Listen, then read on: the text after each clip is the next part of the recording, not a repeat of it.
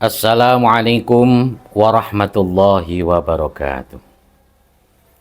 Alhamdulillahilladzi an'ama alaina bi anwa'i ni'amihil kamilah. Wassalatu wassalamu ala sayyidina Muhammadin muqtada jami'il ummah wa ala alihi wa ashabihi wa man tabi'ahum bi ihsanin ila yaumil qiyamah. Qala Allah ta'ala fi kitabihil mubin. A'udzu billahi minasyaitonir rajim. Bismillahirrahmanirrahim. Ya ayyuhalladzina amanu kutiba 'alaikumus syamu kama kutiba 'alal ladzina min qablikum la'allakum tattaqun. Kaum muslimin muslimat rahimakumullah. Puja-puji syukur kita panjatkan kehadirat Allah Subhanahu wa taala yang senantiasa melimpahkan nikmat-nikmat dan karunia-Nya kepada kita. Yang nikmat-nikmat Allah Subhanahu wa taala itu kita rasakan, namun kadang-kadang kita tidak merasa bahwa itu adalah anugerah besar dari Allah Subhanahu wa taala. Sehingga Allah Subhanahu wa taala mengatakan dan menyatakan dalam Al-Qur'an, "Wa mal hayatud dunya illa mata'ul ghurur." Dan tidak ada kehidupan dunia ini kecuali keindahan yang menipu saja. Kadang-kadang kita itu merasa bahwa itu nikmat Allah Subhanahu wa taala ketika kita belum mendapatkan. Kita bayangkan itu nikmat, enak. Kadang-kadang ketika sudah dapat, biasa-biasa saja. Itu adalah sifat manusia kita. Maka perhiasan yang menipu artinya tipuan saja. Dunia itu kadang-kadang enaknya dibayangkan saja. Kalau sudah jadi kenyataan, biasa-biasa saja kita rasakan. Maka tidak ada yang bisa merasakan indahnya dan kebahagiaan dunia kecuali orang-orang yang mau bersyukur kepada nikmat Allah Subhanahu wa taala. Shalawat salam semoga senantiasa dilimpahkan kepada Nabi kita, Nabi besar Muhammad Sallallahu Alaihi Wasallam, pelita jagat, pemimpin umat yang sanggup memberikan syafaat pada hari kiamat. Ma'asyiral muslimin rahimakumullah, manusia hidup dalam 3 dimensi waktu. Masa lalu, masa sekarang, dan masa yang akan datang. Masa lalu adalah kenangan, masa sekarang adalah kenyataan, dan masa yang akan datang adalah harapan, impian, hayalan, atau cita-cita. Orang yang baik adalah orang yang bisa mengambil pelajaran dari masa lalu, menentukan sikap pada hari ini, dan merencanakan hari yang akan datang. Sehingga hari ini harus lebih baik daripada kemarin, dan besok harus lebih baik daripada hari sekarang ini. Baginda Nabi SAW bersabda, "Man kana yaumuhu khairan min amsihi fahuwa rabihun." Siapa yang hari ini lebih baik daripada kemarin, maka dia adalah orang yang beruntung. Wa man kana yaumuhu mithla amsihi fahuwa maghbunun. Siapa yang hari ini sama dengan kemarin, maka dia adalah orang yang rugi. Wa man kana yaumuhu syarram min amsihi fahuwa mal'unun. Dan barang siapa yang hari ini lebih buruk daripada kemarin, maka dia adalah orang yang celaka. Maka dalam konteksnya dengan itulah, pada saat ini kita alhamdulillah diberi kesempatan oleh Allah masuk pada bulan suci Ramadan. Bulan yang mubarak, bulan yang penuh berkah, di mana Allah Subhanahu wa taala mencurahkan rahmat, maghfirah, dan kemerdekaan kita dari neraka di bulan suci Ramadan ini. Maka apa yang dimaksud dengan bulan suci Ramadan dan puasa itu? Di bulan suci Ramadan kita melaksanakan puasa. Yang dalam firman Allah Subhanahu wa taala, Allah berfirman, "Ya ayyuhalladzina amanu kutiba 'alaikumus syamu kama kutiba 'alal ladzina min qablikum la'allakum tattaqun." Hai orang-orang yang beriman, diwajibkan atas kamu berpuasa sebagaimana diwajibkan atas orang-orang sebelum kamu supaya kamu bertakwa. Jadi Ramadan itu adalah bulan proses, bulan puasa, di mana kita diproses oleh Allah Subhanahu wa taala, yang hasilnya nanti setelah Ramadan, setelah puasa dilaksanakan, la'allakum tattaqun, supaya kita menjadi orang-orang yang bertakwa. Kalau puasa kita laksanakan, kemudian setelah selesai Ramadan tidak ada perubahan pada diri kita, maka apa yang disabdakan Nabi itu akan menjadi kenyataan. Kam min shaimin laisa lahu min syamihi illal ju' wal atos. Banyak sekali orang yang berpuasa tapi tidak mendapatkan apa-apa dari puasanya kecuali lapar dan dahaga. Proses yang tidak ada hasil. Wah, ini sangat rugi sekali. Maka analoginya kalau kita puasa ini sebagaimana ulat ya, Bapak Ibu. Ulat itu kita lihat yang ketika menjadi ulat semua orang jijik. Jangankan orang tua ya, jangankan anak-anak, orang tua saja lihat ulat itu jijik. Ulat bulu, ada ulat tempe, ada ulat yang macam-macam, itu dilihat saja menjijikkan. Apa pekerjaan ulat? Tiap hari pekerjaannya cuma makan, tidur, makan, tidur, makan, tidur. Dan di mana dia bertempat, dia makan akan merusak. Di pohon jambu rusak jambunya, di buah jambu juga rusak jambunya dimakan ulat. Bahkan di dalam pete, jengkol, pohon apapun kalau ditempati ulat, maka ulat itu akan merusak dimanapun dia bertempat. Ini adalah ulat. Dan ulat itu nggak mau tersinggung. Ada orang yang nyenggol dikit saja ulat, ya kan? Itu kulitnya langsung gatel, bahkan bisa melentung itu karena kena ulat.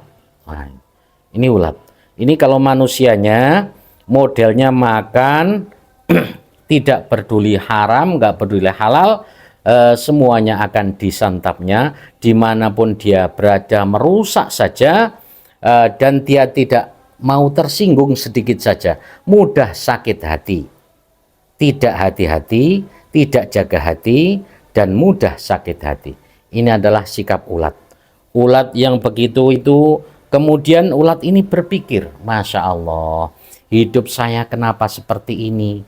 Hari-hari berjalan, waktu berganti, hari berganti, tiap hari saya cuma makan, tidur, merusak dimanapun saya berada, kok membuat kerusakan saja.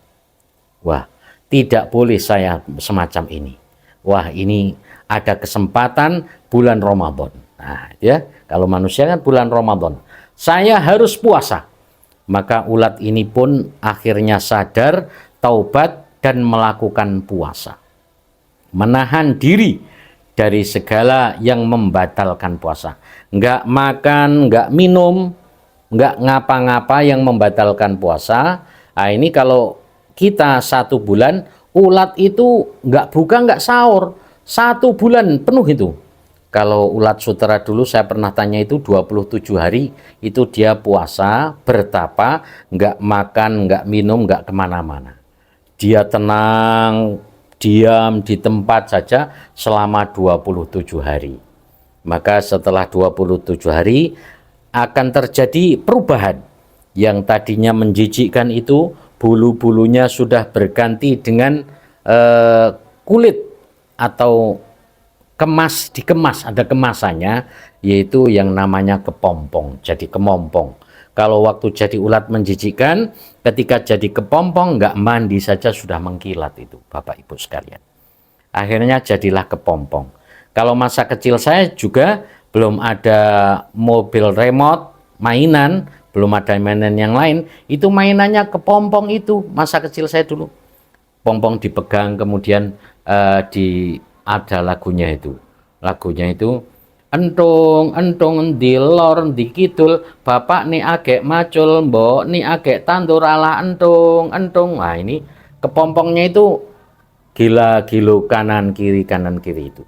Lagunya yaitu di lor di kidul, bapak nih agek macul, mbok nih agek tandur.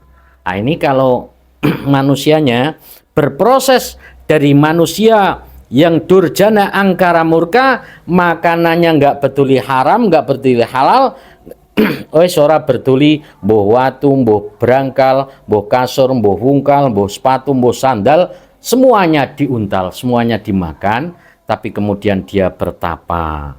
Kemudian dia puasa, setelah puasa berubah menjadi kepompong itu. Kepompong itu sudah mengkilat, dan kalau dinyanyikan itu dia gini, kalau orangnya itu dia sudah mau berzikir kepada Allah Ta'ala.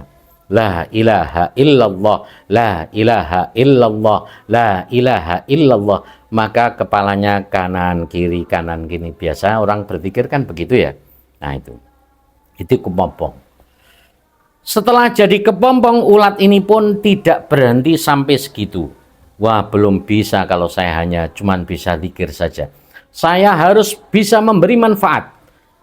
Khairun nas anfa'uhum linnas. Sebaik-baik manusia yang paling bermanfaat bagi manusia yang lain.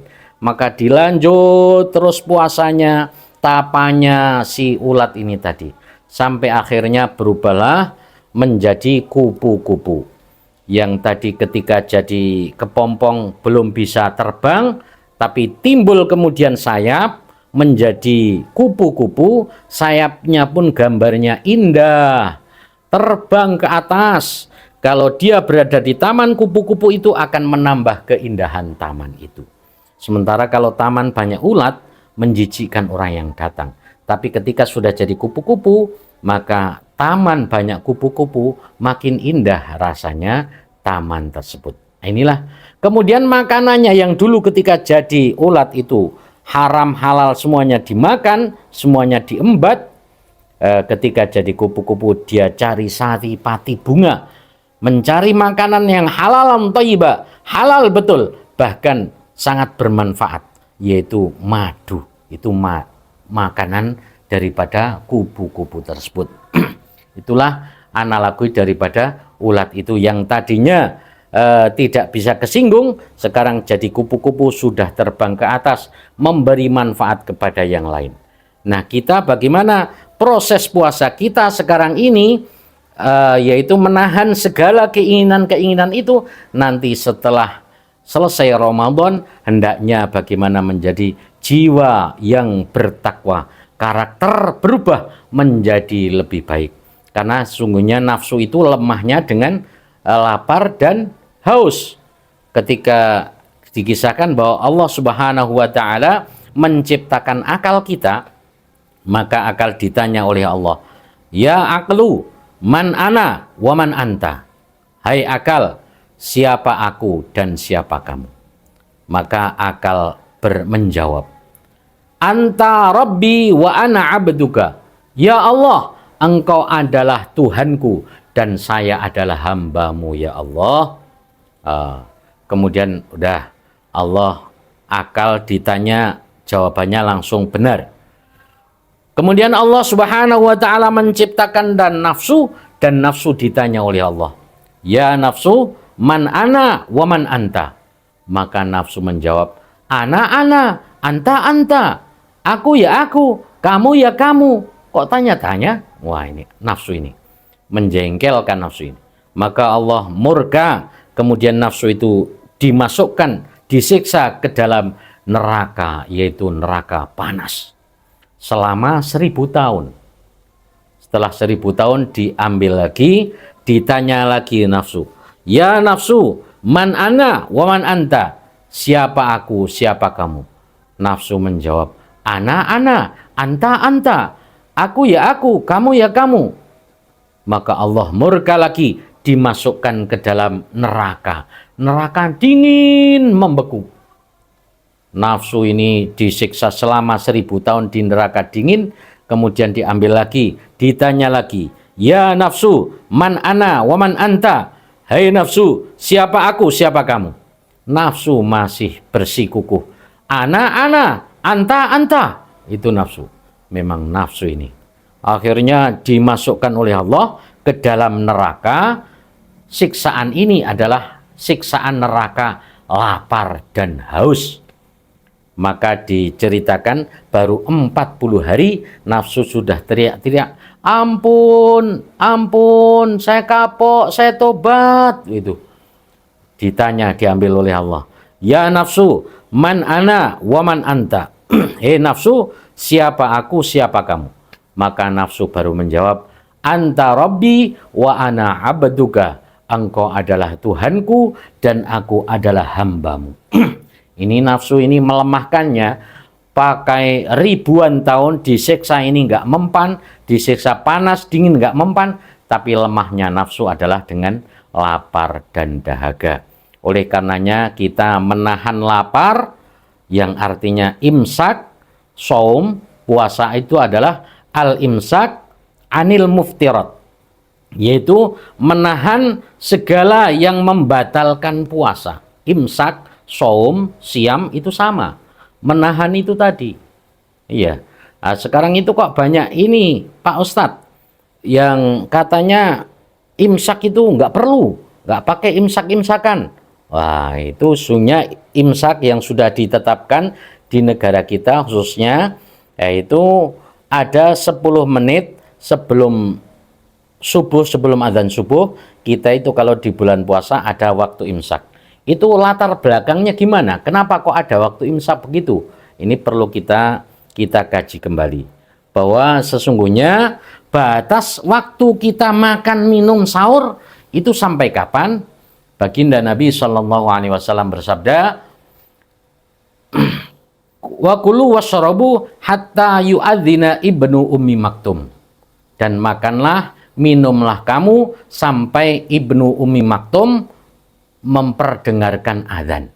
Nah, itu batasnya ketika ibnu ummi maktum adzan, maka sudah jangan makan dan minum, itu kan itu. Nah, perlu kita ketahui bahwa pada zaman Rasulullah, bahkan sampai sekarang di Mekah, di Madinah itu adzan itu ada 2. Adzan yang pertama kalau dulu adalah adzannya Sayyidina Bilal, yaitu adzan sebelum waktu subuh, menjelang hampir pagi, tapi masih malam hitungannya. Maka dalam hal ini baginda Nabi Shallallahu Alaihi Wasallam bersabda, la yamna'annakum min sahurikum adzanu Bilal. Jangan mencegahmu dari sahurmu adzannya Bilal. Inna Bilalan yu'adzinu kana yu'adzinu bilail. Karena Bilal itu adzan ketika waktu malam. Jadi adzannya 2, yang pertama adzannya Bilal, yang kedua adzannya Abdullah bin Ummi Maktum. Yang menjadi batas atau waktu fajar shadiq adalah adzannya Abdullah bin Ummi Maktum. Maka ketika adzan Abdullah bin Ummi Maktum, hendaknya berhenti kita makan, minum, dan kemudian kita mulai berpuasa. Kemudian ada sahabat Zaid bin Sabit, beliau berkata bahwa tasaharna ma'a Rasulillahi sallallahu alaihi wasallam. Kami pernah sahur bersama baginda Nabi sallallahu alaihi wasallam, tsumma qama ila shalah. Kemudian beliau mendirikan salat. Maka ditanya oleh sahabat Anas, kam kana bainal adzan was sahur, wahai Zaid, berapa jarak antara adzan dan sahurnya Rasulullah sallallahu alaihi wasallam? Maka beliau menjawab, qadru khamsina ayah, yaitu kurang lebih bacaan 50 ayat. Kalau dibaca dengan tartil, 50 ayat itu sekitar kurang lebih 10 sampai 15 menit. Maka ini antara sahur dengan subuh. Itu baginda Nabi SAW bukan selesai sahur langsung adzan subuh, bukan. Tapi kira-kira 50 ayat. Itu di zaman Nabi yang menentukan fajar shadiq adalah adzannya Ibnu Ummi Maktum. Nah sekarang beliau sudah tidak adzan lagi. Sudah tidak ada. Maka ulama-ulama ahli falak, ulama ahli hisab, itulah yang menghitung kemudian kapan fajar itu tiba, kapan fajar terbit, kapan matahari terbenam, dan sebagainya. Ini ulama ahli hisab dan falak kemudian menyusun jadwal sholat, jadwal waktu sholat yang ada sekarang. Ini adalah susunan daripada ulama-ulama ahli falak, ahli hisab. Nah kemudian dalam ilmu hisab dan falak, ketika membuat jadwal waktu sholat, itu semua jadwal waktu sholat, maka akan disepakati untuk ditambah waktu ihtiyat. Karena hati-hati. Karena batas waktu itu cuma garis saja. Sehingga kalau sebelum waktunya nanti sudah sholat, maka sholatnya tidak sah. Maka seumpama atau contoh waktu subuh. Waktu subuh itu 4:30 menit, ya. Maka ulama ini akan memberi waktu ihtiyat supaya sudah betul-betul masuk, dan ihtiyatnya 2-5 menit. Maka ditambah 5 menit menjadi 4:35 menit. Ini untuk ihtiyat sholatnya, ya. Sehingga kalau ada azan itu sudah pasti waktu memang sudah betul-betul masuk waktu subuh, sehingga orang sholat sah. Nah, kemudian ihtiyat puasanya juga begitu, tapi puasanya mundur. Sehingga di jadwal itu akan ditulis bahwa jadwal imsak 4:25 menit. Karena hati-hati jangan sampai nanti ternyata sudah subuh, sehingga hati-hati itu 5 menit sebelumnya sudah dikasih peringatan atau waktu imsak itu tadi. Maka kemudian adalah di situ 5 menit ihtiyat puasa, 5 menit ihtiyat sholat, sehingga jadinya 10 menit. Itulah waktu imsak yang sekarang ada ini. Nah, sekarang banyak yang mengatakan imsak itu kan nggak berguna, itu nggak ada dasarnya. Itu yang kita harus hati-hati, jangan sampai ulama dulu yang memang sudah membuat jadwal ini dengan ihtiyat, hati-hati, dan sudah diadakan waktu imsak ini, kemudian kita dengar perkataan bahwa tidak perlu imsakan dan sebagainya, akhirnya kita tidak menggunakan waktu imsak atau ihtiyat, yang akhirnya malah justru batal puasa kita. Sebab kalau kita kemudian makan sampai azan subuh, sebenarnya waktu subuh, waktu fajar itu 4:30 menit yang lalu. Kok sampai 4:35 menit? Gara-gara baru azan kita masih makan, maka tentu saja sudah lewat 5 menit yang lalu puasa. Kita batal puasanya. Maka apa imsak itu lampu merah? Imsak memang bukan lampu merah, tapi jangan sampai habis, ya separuh lah. 5 menit setengah dari imsak itu nggak apa-apa, kita masih ihtiyat, tapi itu pun kalau nggak hati-hati, kalau nggak terdesak usahakan ya memang waktu imsak itu kita berhenti. Insya Allah nanti bagaimana kita usahakan puasanya pun afsah, sah, puasanya bagus, kemudian hasilnya nanti akan membentuk karakter yang bertakwa. Dengan kesungguhan kita menahan dari perkara-perkara yang membatalkan puasa dengan sungguh-sungguh. Mudah-mudahan Allah Subhanahu wa Ta'ala akan memberikan kepada kita kekuatan dan hidayah, sehingga puasa yang kita laksanakan betul-betul menjadi puasa yang diterima di sisi Allah Subhanahu wa Ta'ala. Berubah jiwa kita hari ini lebih baik daripada kemarin, dan besok lebih baik daripada hari sekarang ini. Demikian yang saya sampaikan, segala kekhilafan dan kesalahan mohon maaf yang sebesar-besarnya. Ada benarnya datangnya dari Allah Ta'ala, ada kekurangannya karena kekhilafan saya, mohon maaf. Aqulu qouli hadza wa astaghfirullahal azim li wa lakum, wallahu waliyut taufiq li aqwamit thoriq. Wassalamualaikum warahmatullahi wabarakatuh.